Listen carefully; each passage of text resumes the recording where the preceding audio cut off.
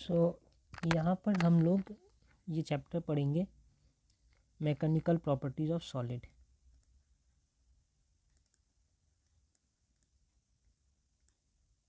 Properties of solid. तो इस chapter में जो सबसे पहले देखना है वो है रिजिड बॉडी। तो रिजिड बॉडी क्या होता है? कोई भी वो बॉडी जिस पे मैं चाहे जितना भी फोर्स लगाऊं लेकिन वो बिल्कुल डिफॉर्म नहीं होगा, वो अपने ओरिजिनल शेप ऑफ साइज़ को बिल्कुल नहीं छोड़ेगा, सेम रह जाएगा। तो ये बॉडी रिजिड होती है। इस दुनिया में कोई भी बॉडी रिजिड नहीं है, चाहे वो बलून हो, चाहे वो बड़े से बड़े ईंट हो या स्टील स्ट्रक्चर हो, हर चीज़ जितना भी फोर्स लगाओ थोड़ा ना थोड़ा तो डिफॉर्म हो ही जाता है। तो ये एक आइडियल कंसेप्ट है कि रिजिड बॉडी एक ऐसा बॉडी है जिस पे चाहे मैं जितना भी फोर्स लगाऊं वो डिफॉर्म नहीं होगा। नेक्स्ट आता है इलास्टिसिटी।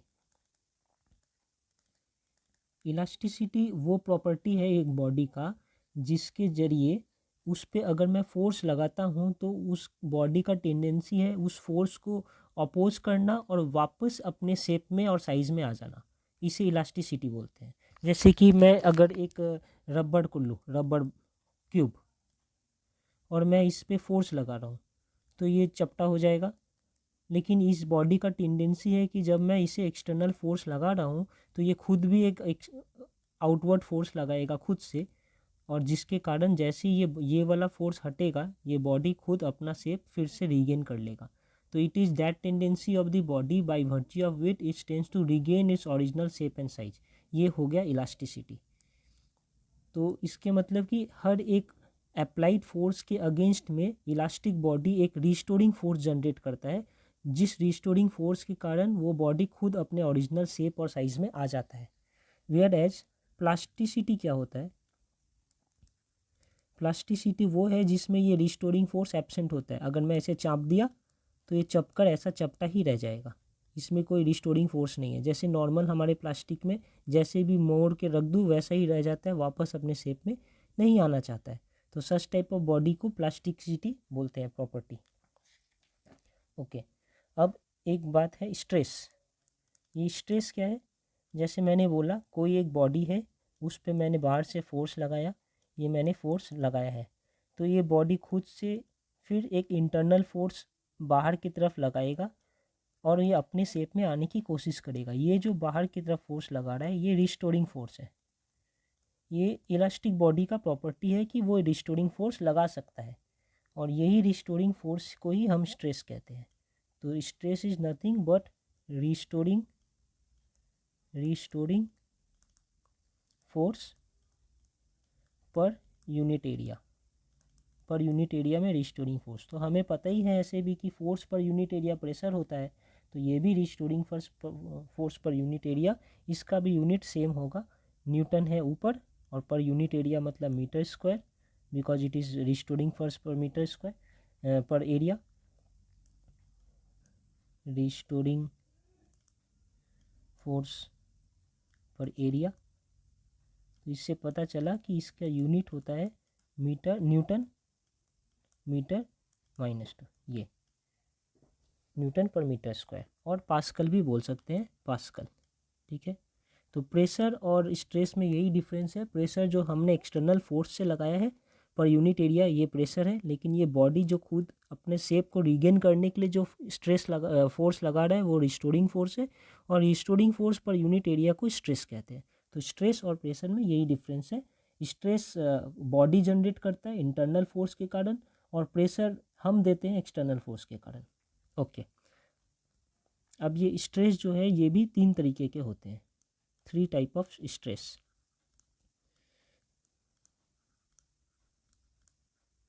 क्या क्या? एक है लॉन्गिट्यूडनल स्ट्रेस,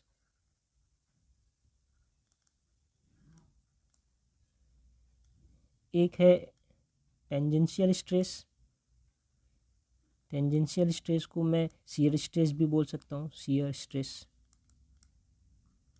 और एक है हाइड्रोलिक या वॉल्यूमेट्रिक स्ट्रेस।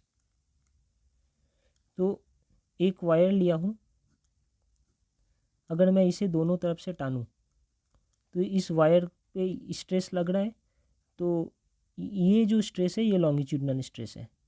और किस टाइप का लॉन्गिट्यूडनल स्ट्रेस है? टेंसाइल लॉन्गिट्यूडनल स्ट्रेस,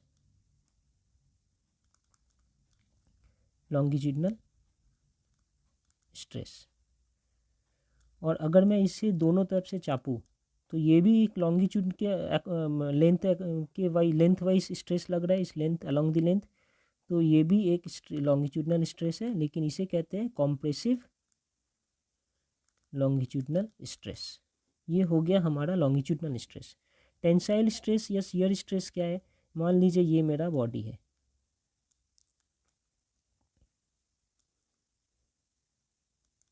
और मैं इसके सरफेस पे ऐसे स्ट्रेस लगा रहा हूँ इस टाइप से।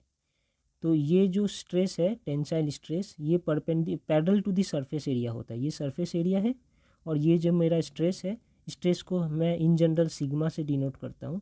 तो ये जो स्ट्रेस इधर लग रहा है, ये स्ट्रेस जो है S denotes for tensile shear stress. तो ये स्ट्रेस जो है इस एरिया के पैरेलल है। तो लॉन्गिट्यूडनल स्ट्रेस में क्या होता है?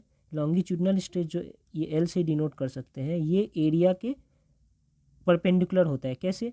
ये मेरा वायर है, ये इसका क्रॉस सेक्शन एरिया है, और मैं स्ट्रेस लगा रहा हूँ इस डायरेक्शन में। तो ये सरफेस है, और ये स्ट्रेस इस सरफेस के परपेंडिकुलर है। सिमिलरली इस साइड में भी ये सरफेस एरिया के ऐसे लगा रहा हूँ, चाहे बाहर की तरफ लगाऊँ टेंसाइल हुआ, चाहे मैं अगर अंदर की तरफ लगाऊँ, ये एरिया है मैं ऐसे लगा रहा हूँ, और यहाँ भी एरिया ऐसे लगा रहा हूँ। तो ये कंप्रेसिव हुआ, चाहे टेंसाइल चाहे कंप्रेसिव, दोनों में ही हमारा जो सिग्मा एल है वो परपेंडिकुलर टू दी सरफेस है। लेकिन टेंसाइल वाले केस में क्या होता है? वो पैरेलल टू दी सरफेस होता है। तो जब पैरेलल टू दी सरफेस है, अगर मैं इस साइड से इसे देखूं तो ऐसा दिख रहा है, लेकिन जब मैं स्ट्रेस लगा दिया तो उसका शेप थोड़ा ऐसा हो गया। तो ये इस टाइप का जो डिफॉर्मेशन लाएगा उसे हम लोग कहते हैं टेंसाइल स्ट्रेस। अब टेंसाइल स्ट्रेस के कारण टेंसाइल स्ट्रेन भी होता है, बाद में बात करता हूँ। और हाइड्रोलिक और वॉल्यूमेट्रिक स्ट्रेस, ये सीधी सी बात है, पूरे वॉल्यूम पे एक्ट करेगा।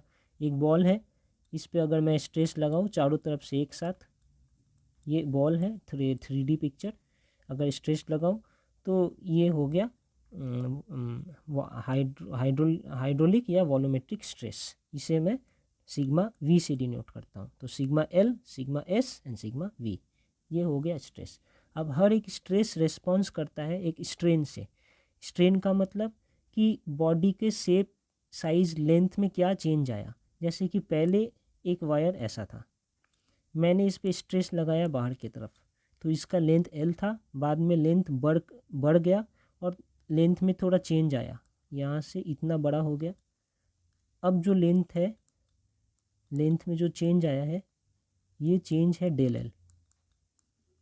तो ओरिजिनल लेंथ था एल, अब बढ़कर हो गया है एल प्लस डेल एल। तो जो स्ट्रेन है, स्ट्रेन हमेशा बोलता है change in length by original length. तो यहाँ पर क्या है? चेंज इन लेंथ है डेल एल, और ओरिजिनल लेंथ है एल।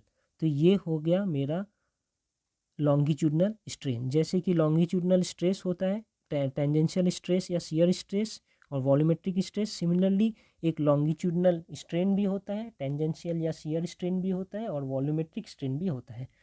तो ये जो मैंने लिखा है, ये हम एफ स्ट्रेन को हम एप्सिलॉन से डिनोट करते हैं, क्योंकि ये लॉन्गिट्यूडनल है, एक एल लगा सकते हैं।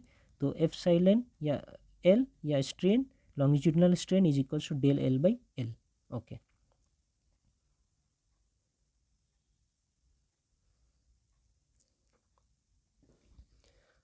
सिमिलरली अगर मैं वॉल्यूमेट्रिक स्ट्रेन की बात करूँ तो एप्सिलॉन वी से डिनोट करूँगा, वहाँ पर होगा change in volume by original volume.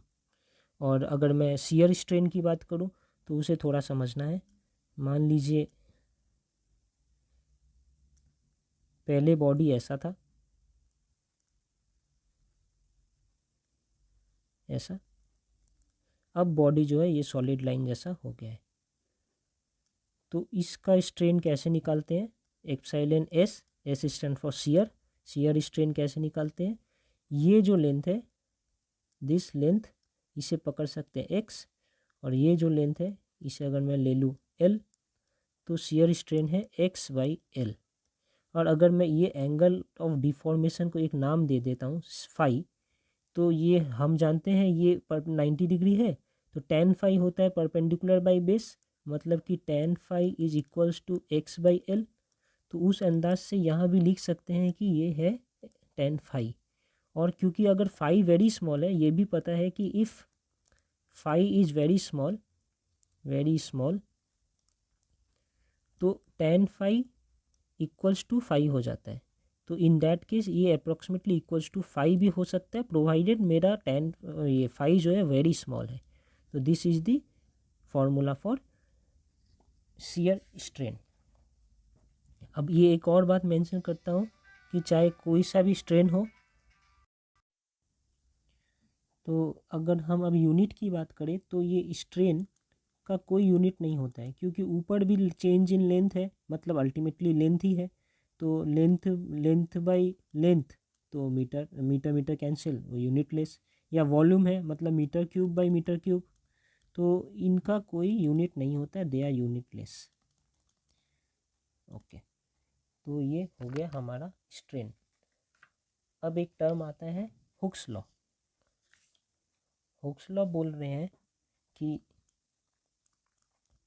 Hooke's law, तो यहाँ हम ये जान रहे हैं कि ये बोल रहे हैं कि स्ट्रेस जो है ये प्रोपोर्शनल टू स्ट्रेन है। इसका मतलब कि अगर किसी भी बॉडी पे स्ट्रेस बढ़ाऊंगा, उसे ज़्यादा टानूंगा, ज़्यादा फोर्स लगाऊंगा उस पर, तो वो उसका शेप भी ज़्यादा चेंज होगा। सीधी सी बात है, वेरी सिंपल थिंग। तो इसे अगर मैं स्ट्रेस को लिख सकता हूँ ना सिग्मा से, सिग्मा इन जनरल, और स्ट्रेन को लिख सकता हूँ एप्सिलॉन से, तो ये प्रोपोर्शनल है। और अगर मैं प्रोपोर्शनलिटी कांस्टेंट हटा दूँ और उसे मैं के लिख दूँ, तो ये के एप्सिलॉन, जहाँ पर ये स्ट्रेस ये sigma by epsilon is equals to K, जहाँ पर ये के क्या है, दिस के इज प्रोपोर्शनलिटी कांस्टेंट, जिसे हम मॉडुलस ऑफ इलास्टिसिटी भी कहते हैं। Elasticity, modulus of elasticity. So modulus of elasticity क्या है, ये स्ट्रेस बाई स्ट्रेन है, ये स्ट्रेस बाई स्ट्रेन है। अब ये मॉडुलस ऑफ इलास्टिसिटी को ही वाई बोलेंगे, जो है यंग्स मॉडुलस, अगर ये longitudinal stress by longitudinal strain है। इसे ही मैं ये बोलूँगा शियर मॉडुलस या मॉडुलस ऑफ रिजिडिटी बोलूँगा, अगर ये shear stress by shear strain है। इसे ही मैं बल्क मॉडुलस बोलूँगा, अगर ये volumetric stress by volumetric strain है। तो अगर ये longitudinal stress by longitudinal strain, तो Young's modulus, shear stress by shear strain, तो शियर मॉडुलस या मॉडुलस ऑफ रिजिडिटी, और volumetric stress by volumetric strain, तो बल्क मॉडुलस बी। इतनी सी बात है। और इनका यूनिट क्या होगा, ऑब्वियस सी बात है, इनका तो नो यूनिट होता है, नो यूनिट। और इनका यूनिट क्या होता है, न्यूटन पर मीटर स्क्वायर। इनका भी न्यूटन पर मीटर स्क्वायर, और इनका भी Newton per metre square. So overall मेरा यंग्स मॉडुलस का यूनिट है न्यूटन पर मीटर स्क्वायर, या पास्कल भी बोल सकते हैं। सिमिलरली इनका भी यूनिट है न्यूटन पर मीटर स्क्वायर और पास्कल, इनका भी है न्यूटन पर मीटर स्क्वायर और pascal. So these are the units of Young's modulus and shear modulus या modulus of rigidity and bulk modulus. अब अगर मैं एक कर्व बनाऊं जिसे मैं स्ट्रेस स्ट्रेन कर्व बोलता हूं, तो वो ऐसा दिखेगा। इस डायरेक्शन में मैं, क्योंकि इसके पहले हुक्स लॉ से ही पता चला है कि स्ट्रेन जो है स्ट्रेस जो है वो स्ट्रेन के प्रोपोर्शनल है।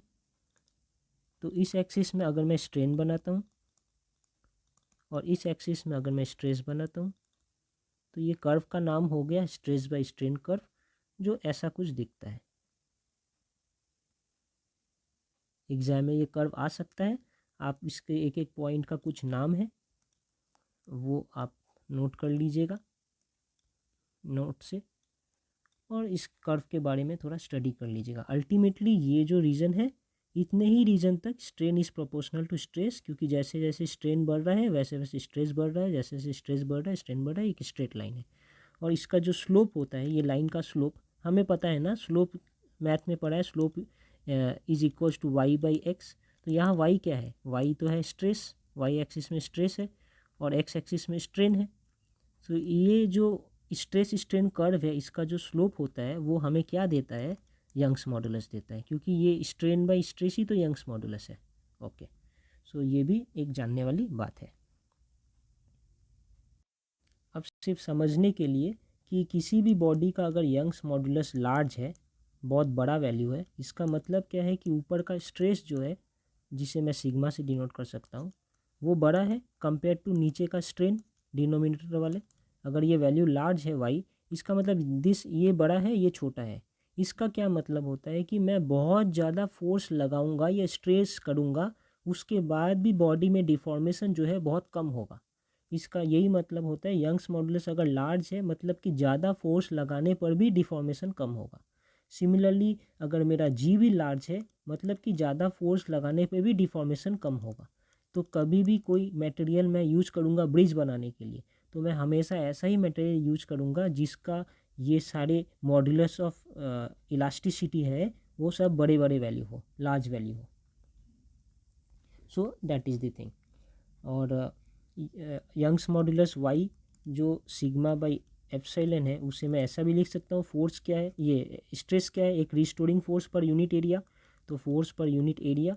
और स्ट्रेन क्या है, change in length by original length, तो change in length by original length पकड़ लेता हूँ एल था, तो इसे मैं लिख सकता हूँ F L by A del L. तो ये हो गया इसका एक्सप्रेशन।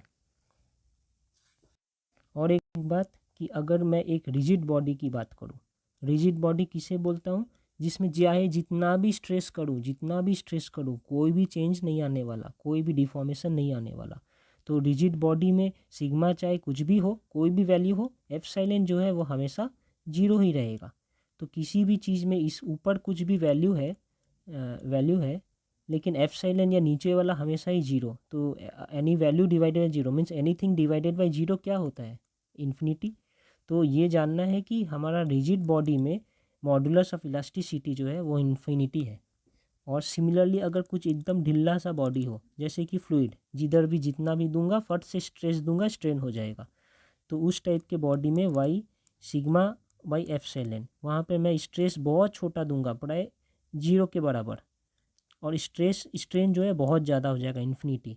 तो न्यूमरेटर में जीरो, डिनोमिनेटर इन्फिनिटी, अगर ऐसे वैल्यू होते हैं डिवाइड करने पे आंसर जीरो आता है।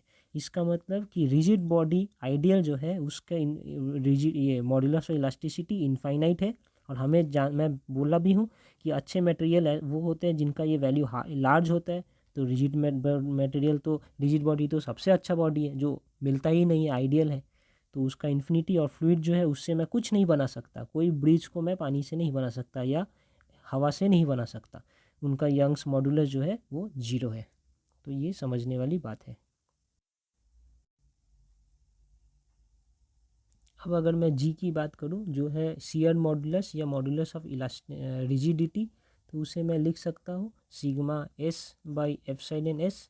पहले ही पेज में डिराइव किया हूँ कि एप्सिलॉन एस को फाई भी लिख सकते हैं प्रोवाइडेड वो एंगल बहुत छोटा हो। तो मैं इसे लिख सकता हूँ एप्सिलॉन एस बाई फाई। और ये फाई क्या है बताया हूँ पहले ही, अगर बॉडी ऐसा था और अब ऐसा हो गया तो ये एंगल जो है ये फाई है डिफॉर्मेशन के बाद। ये अगर मैं एक्स पकड़ूँ, ये मैं अगर एल पकड़ूँ, तो टेन फाई है एक्स बाई एल।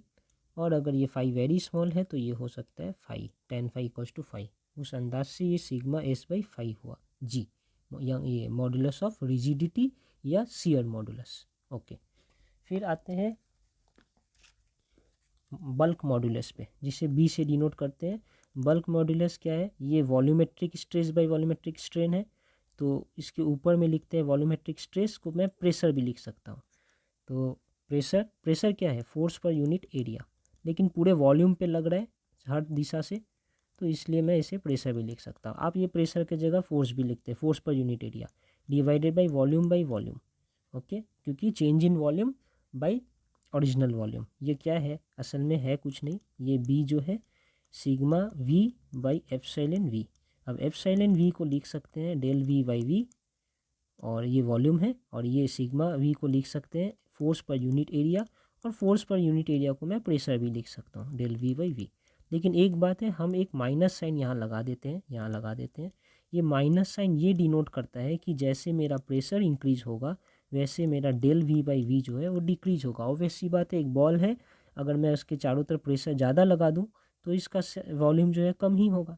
तो यही है। और अगर प्रेशर डिक्रीज हुआ तो वॉल्यूम जो है, चेंज इन वॉल्यूम, या इसे एप्सिलॉन वी कहते हैं, वॉल्यूमेट्रिक स्ट्रेन, ये भी बढ़ेगा। तो यही है, इनका यूनिट भी सेम है, न्यूटन पर मीटर स्क्वायर और पास्कल, कुछ भी बोल सकते हैं।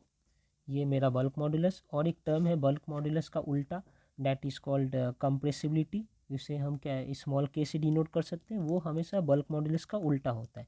तो compressibility is just reciprocal of bulk modulus.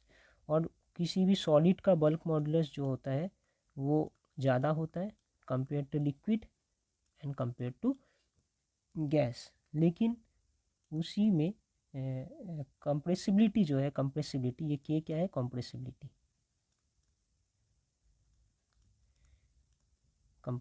Compressibility अगर मैं देखूं तो ये क्योंकि रेसिप्रोकल है, ये इसका उल्टा है, तो गैस की कंप्रेसिबिलिटी सबसे ज़्यादा है, then liquid and then solid. तो ये हमने सीख लिया। अब लास्ट एक और टॉपिक पढ़ेंगे यहाँ पर, उसे कहते हैं पॉइजन्स रेशियो।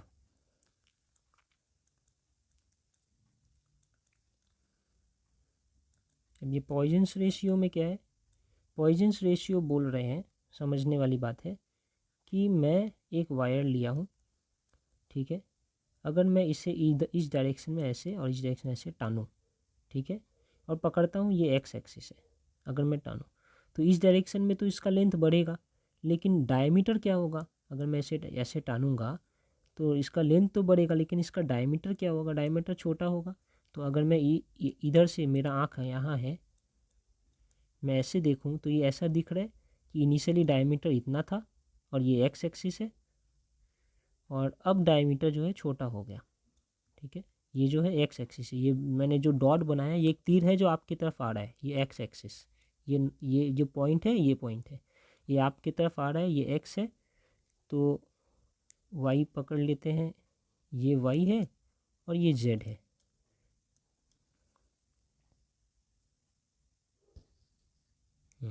ये वाई पकड़ लेते हैं, ये वाई है, ये जेड है, और ये तीर जो आपकी तरफ आ रहा है ये एक्स है। तो जब भी मैं इसे एक्स एक्सिस की तरफ टानूंगा तो इसका डायमीटर इधर से बढ़ेगा, ये वाई एक्स की तरफ बढ़ेगा, और वाई की तरफ और जेड की तरफ ये पतला होगा, छोटा हो जाएगा। तो इसका ये मतलब है कि जिस डायरेक्शन में मैं फोर्स लगा रहा हूँ अलोंग द एक्स एक्सिस, तो उस एक्स एक्सिस के अलोंग तो फोर्स के कारण मेरा लेंथ इंक्रीज हो रहा है, ओके, लेंथ इंक्रीज हो रहा है। लेकिन साथ ही जिस डायरेक्शन फोर्स लगा रहा हूँ उसके 90 डिग्री पे, मतलब वाई एक्सिस और जेड एक्सिस पे मेरा जो डायमीटर है या लेंथ बोल सकता हूँ वो डिक्रीज हो रहा है, ठीक है ना। तो ये वाले स्ट्रेन को मैं बोलता हूँ, कुछ तो चेंज हो रहा है ना, मतलब एक स्ट्रेन है, तो ये वाले स्ट्रेन को मैं बोलता हूँ लॉन्गिट्यूडनल स्ट्रेन। तो लॉन्गिट्यूडनल स्ट्रेन कौन सा स्ट्रेन है, जो मेरे along the direction of the force हो रहा है। जैसे इस डायरेक्शन फोर्स लगा रहा हूँ, इसी डायरेक्शन में जो स्ट्रेन आ रहा है, जो एक्स एक्सिस के डायरेक्शन है, मतलब लेंथ के अलोंग, वो हो गया लॉन्गिट्यूडनल स्ट्रेन। लेकिन मैं फोर्स इसी डायरेक्शन में लगा रहा हूँ, लेकिन मेरा चेंज कहाँ हो रहा है, इस डायरेक्शन पे हो रहा है। तो यहाँ पर जो स्ट्रेन है वो फोर्स के 90 डिग्री पे है, ठीक है ना। तो इस टाइप के स्ट्रेन को मैं बोलता हूँ लैटरल स्ट्रेन, लैटरल स्ट्रेन। तो शियर रेशियो जो है, ये पॉइजन्स रेशियो जो है जनरली म्यू से या न्यू से डिनोट होता है, हम यहाँ पर ये यूज करेंगे। तो पॉइजन्स रेशियो जो है यही का रिलेशन है कि ये lateral strain by longitudinal strain, strain, इसे ही पॉइजन्स रेशियो कहते हैं। क्योंकि कोई भी स्ट्रेन, ये लैटरल स्ट्रेन का भी यूनिट नहीं होता है, लॉन्गिट्यूडनल स्ट्रेन का भी कोई यूनिट नहीं है। सिमिलरली पॉइजन्स रेशियो जो है ये भी एक यूनिट लेस क्वांटिटी है, यूनिट लेस, ठीक है। लेकिन ये बताता क्या है, किसी भी मान लीजिए स्टील, उसका ये पॉइजनस रेशियो है 0.28। और एक मैं ले लेता हूँ एल्युमिनियम, उसका पॉइजनस रेशियो है 0.33।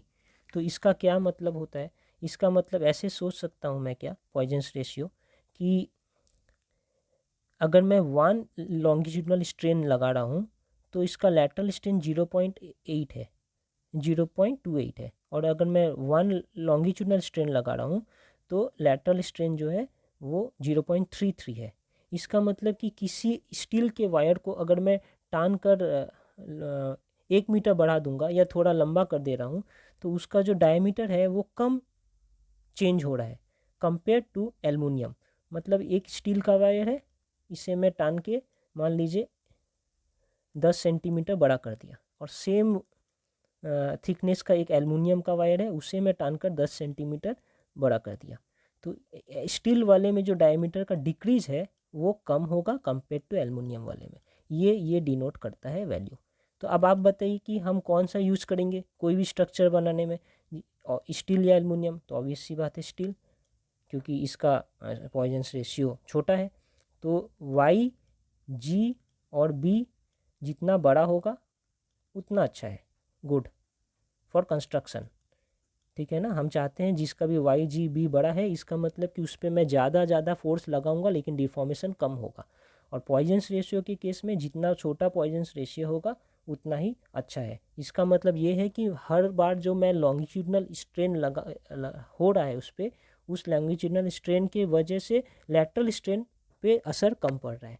मतलब कि कोई चीज़ को अगर मैं टान दूँ तो उसका थिकनेस ज़्यादा डिक्रीज नहीं हो रहा है in case of steel than compare to iron aluminium. Therefore जितना कम होगा इतना अच्छा है। तो ये जितना लेस होगा, लेस इज़ गुड। म्यू का जो प्रैक्टिकल रेंज है वो जीरो से ज़्यादा होता है और 1 के अंदर होता है। तो ये इसका प्रैक्टिकल रेंज है म्यू का। और एक लास्ट छोटे से टॉपिक है यहाँ पर जो है इलास्टिक पोटेंशियल एनर्जी, वो भी देख लेते हैं। डेरिवेशन है, एग्जाम में आ सकता है, इम्पोर्टेंट है। सो इलास्टिक पोटेंशियल एनर्जी, घबराने वाली ज़्यादा कोई बात नहीं है। एनर्जी क्यों? क्योंकि पोटेंशियल एनर्जी तो मुझे पता है कि कोई capacity of the body to do some work, कुछ उसमें स्टोर होकर रखा है, बाद में वो करेगा। तो मैं पकड़ सकता हूँ कि अगर मैं एक स्टील का वायर है, वो नॉर्मल पड़ा है, इसे मैं अगर टान दूँ, बहुत लंबा कर दूँ, तो जब मैं छोड़ूंगा तो ये वापस अपनी जगह पे आ जाएगा, या वापस कुछ तो आएगा अपने जगह पे। तो ये जो वापस अपने जगह पे आ रहा है ये because of the stored potential energy है। तो मैं अपने तरफ से काम करके इसमें एनर्जी को स्टोर कर दे रहा हूँ, अपने तरफ से इसमें काम किया तो एनर्जी स्टोर हो गया और ये लंबा हो गया। जब मैं छोड़ दूंगा तो ये खुद अपने जगह पे आ जाएगा, just like a rubber band. तो ये हो गया इसका पोटेंशियल एनर्जी। समझने के लिए ऐसे समझ सकता हूँ कि जब ये नॉर्मल था तो इसके बीच में मॉलिक्यूल सब ऐसे थे, नज़दीक नज़दीक। ठीक है, जब इससे स्ट्रेस किया हूँ तो इसके बीच के मॉलिक्यूल्स जो है ये दूर दूर हो गए थोड़ा, लेकिन दूर होने के बावजूद भी इनमें तो अट्रैक्शन है। अब ये अट्रैक्शन वाला ही काम आता है जब मैं इसे छोड़ दूंगा, जब इधर से फोर्स और इधर से फोर्स हटा देता हूँ, तब because of the attraction between the molecules ये फिर से अपने जगह पे आ जाता है, अपने लेंथ पे आ जाता है। तो यही कारण है रिस्टोरेशन होने का, या इलास्टिक पोटेंशियल एनर्जी हम इसे ही कहते हैं। तो जितना काम मैं करूँगा, मान लीजिए अब एक एग्जाम्पल मतलब एक्सप्रेशन निकालते हैं कि इनिशियली इसका लेंथ था L और इसका एरिया है, क्रॉस सेक्शनल एरिया है A।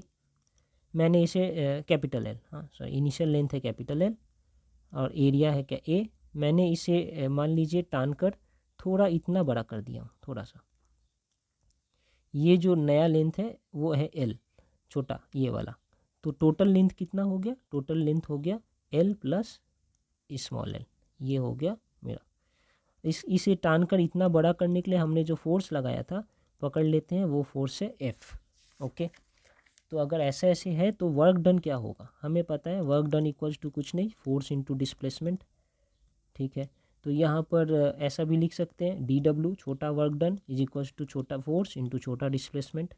अब इंटीग्रेशन करेंगे तो ठीक है, ये इंटीग्रेशन करने पे पूरा W हो जाएगा, और यहाँ पर फोर्स और ये DS डिस्प्लेसमेंट है। यहाँ पर क्या डिस्प्लेसमेंट है, पहले यहाँ था, यहाँ से इतना मूव होकर यहाँ तक आ गया, तो ये डिस्प्लेसमेंट क्या है, ये है एल का है।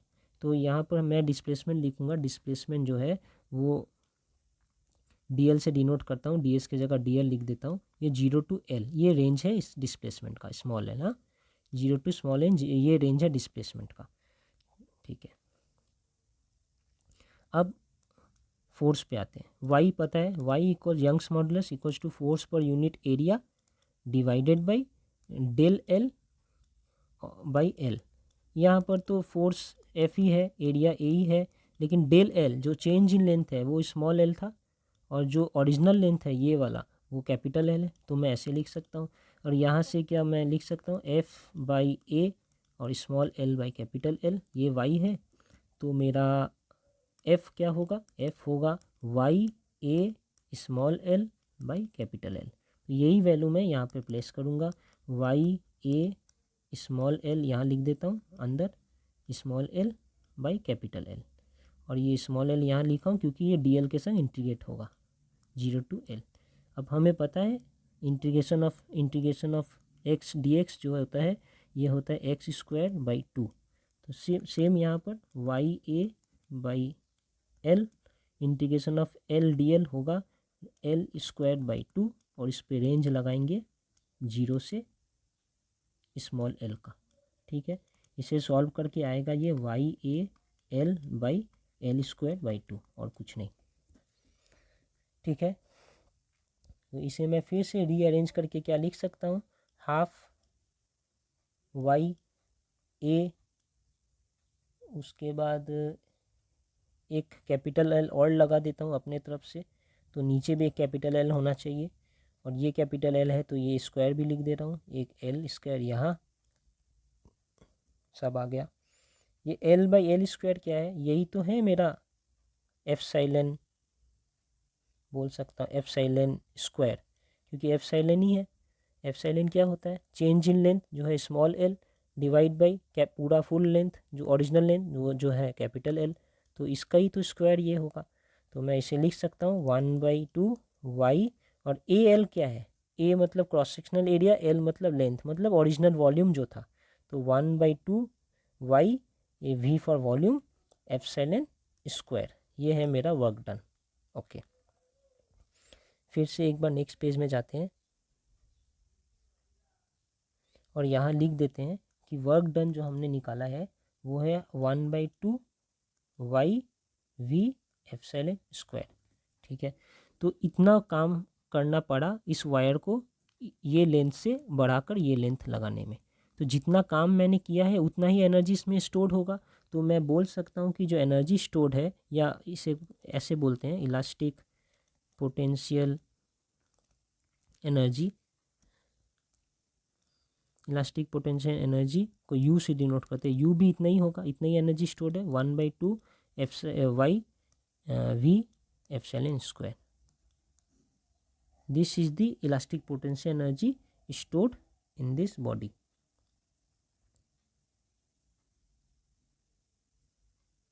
ठीक है, थोड़ा इसे और एक तरह से लिख सकते हैं।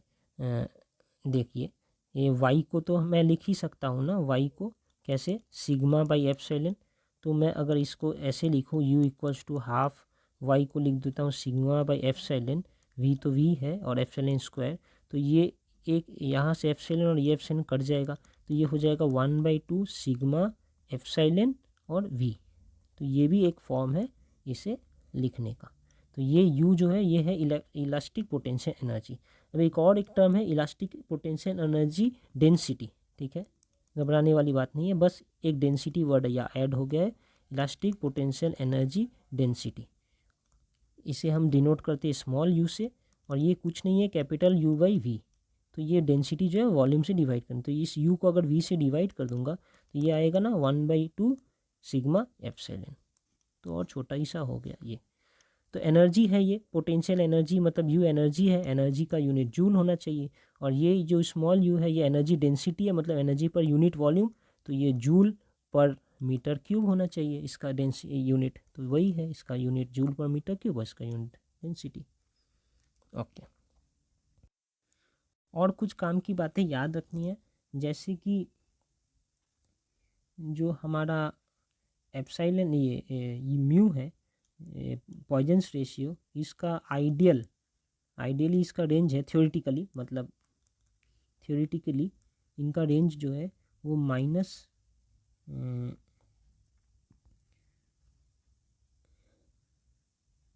रेंज जो है वो -12 से म्यू -12 से 1 तक है। लेकिन प्रैक्टिकली जो इसका रेंज है वो 0 टू म्यू 1, ये रेंज है प्रैक्टिकल। ये एक याद रखने की बात है पॉइजन्स रेशियो के लिए। और है कि यंग्स मॉडुलस और बल्क मॉडुलस, उनके बीच में एक रिलेशन है, वो ये है। ये कुछ रिलेशंस है, वो याद रखना अच्छा है एग्ज़ाम के लिए। Derivation is not required. ये है शियर मॉडुलस 1 प्लस म्यू, ये म्यू लिखना है, ये गलती से मैंने सिग्मा लिख दिया, सो इट इज़ 2 म्यू। और इसे ऐसे भी लिख सकते हैं, mu equals to 3b minus 2g by 2g plus 6b। Okay, और एक फॉर्म है y equals to 9gb by 3b plus g। ये 4 एक्सप्रेशंस मैंने लिखे हैं। ये एग्ज़ाम पॉइंट ऑफ व्यू के लिए इंपॉर्टेंट है। जस्ट एमसीक्यू टाइप या एक्सप्रेशन डायरेक्टली हो सकता है, आपको लिखने के लिए पूछ ले। जहाँ ये वाई जो है Young's modulus, B bulk modulus, G shear modulus, और ये म्यू जो है वो पॉइजन्स रेशियो, ये है।